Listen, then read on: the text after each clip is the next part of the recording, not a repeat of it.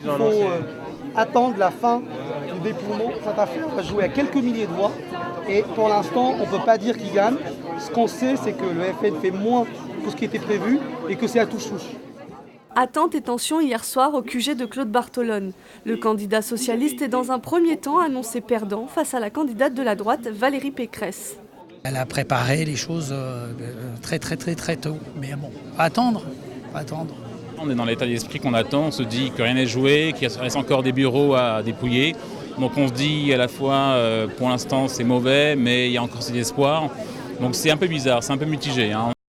La liste Union de la droite menée par Valérie Pécresse obtient 43,80% des suffrages en Île-de-France. C'est seulement 1,5 point de plus que Claude Bartolone. Un résultat serré après un premier tour encourageant pour la gauche, tout parti compris, avec 40% des suffrages. Je remercie les uns et les autres d'avoir su dépasser nos différences pour parvenir à l'unité. Une nouvelle majorité va s'installer au Conseil régional d'Île-de-France.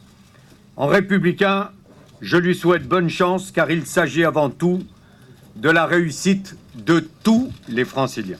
On sait ce qu'est la clé du second tour en Île-de-France, c'est qu'il y a des électeurs du Front National qui ont voté Valérie Pécresse, là où manifestement c'est pas forcément le cas ailleurs. En tout cas en Île-de-France, il y a eu des transferts de voix du Front National vers Valérie Pécresse, en raison notamment d'une campagne qui a été une campagne qui a, du côté de Valérie Pécresse, fait des électeurs du Front National la principale cible, en tout cas de ces différentes déclarations. Elle les a séduits, ça a marché suffisamment pour la mettre devant nous. Dans les Yvelines, la différence entre les deux premières listes est bien plus significative avec 6 points d'écart au bénéfice de Valérie Pécresse. Claude Bartolone obtient, lui, 34% des voix. À l'échelle de Saint-Quentin en Yvelines, c'est à Trappes que le candidat socialiste obtient son meilleur score avec 61% des suffrages. Ce qui est sûr, c'est que dans les quartiers populaires, il y a eu un sursaut de mobilisation. Moi, je le vois sur la ville, moi je suis de Trappes, on est à plus de 60% pour la gauche.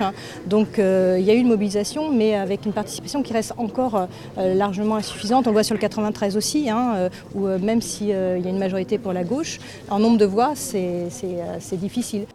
Pour ce second tour, Claude Bartolone avait fusionné ses listes avec celles des écologistes et du Front de gauche. Je prends acte des résultats et je félicite Valérie Pécresse et ses colistiers. C'est la règle démocratique.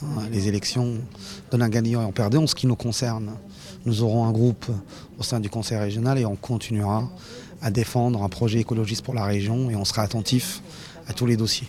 La dynamique pour la gauche au deuxième tour, elle était évidente. Sinon, nous n'aurions pas fait un tel score au deuxième tour. Valérie Pécresse remporte la région de 1 point. Seulement. Et on peut s'interroger sur les raisons du score qui est le sien au deuxième tour aujourd'hui quand on voit l'affaiblissement du Front National. Si nous avons bénéficié d'un très bon report des écologistes et du Front de gauche sur la candidature de Claude Bartolone, le Front National a porté ses voix en partie sur Valérie Pécresse. À l'issue de ce second tour, l'Union de la gauche obtient 66 sièges sur les 209 que compte le Conseil régional d'Île-de-France.